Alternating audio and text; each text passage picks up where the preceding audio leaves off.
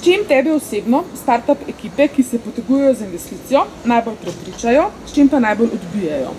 Startup ekipe me najbolj prepričajo s svojim commitmentom, svojo predanostjo ideji oziroma svojemu projektu in predvsem s poznavanjem vsebine industrije, na katero se podaja svoj startup.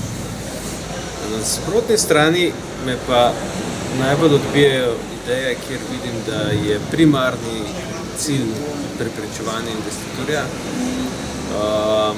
in kjer startup, ljudje, ki to predstavljajo, v resnici ne vejo točno, na katere tržišče se podajajo, koliko jih bo to stalo in tako dalje. Letno poslušaš kar nekaj predstavitev, kar nekaj pitchov. Zagotovo lahko pokomentiraš, kje so one najbolj kronične težave slovenskih early stage startupov?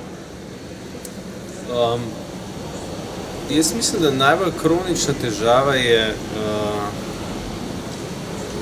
omejenost oziroma ozkoglednost glede njihovega bodočega razvoja. Se pravi, preveč se fokusiramo na eno parcialno rešitev, ki je v dosti primerih nima nekega globalnega potenciala. Druga stvar je pa podcenjevanje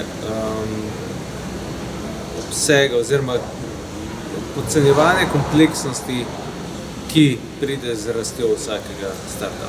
Danes si poslušal predstavitve 10 ekip, ki se potegujejo za SK75.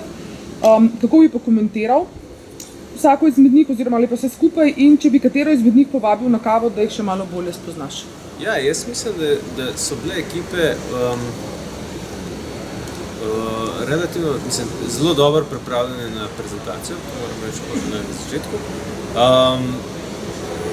Zelo velika razlika med njimi, kvalitetna, zelo velika, tako da je bilo, vsaj z mojega vidika, ni bilo srednjih ocen, so bile zelo dobre ali pa zelo slabe. Kar me je najbolj zmotilo, je to, da opažam, da se nekateri ljudje začeli te razpise gledati kot na svoj poslovni model in to se je tudi odrazilo skozi moje ocene, kjer sem videl, da je nekdo na predstavil projekt, ki je najprej šel na javna sredstva, potem pa razmišljal o poslovnem modelu, da je to po slabo oceno. Na drugi strani pa so bili posamezni timi, ki so me kar navdušili. So mogoče med njimi kakšni bodoča podjetja, v katere bi recimo lahko ti vstopil prek RSG sklada? Obstajajo projekti, ki imajo potencial, da pride do te faze, kjer bi se lahko zanimali.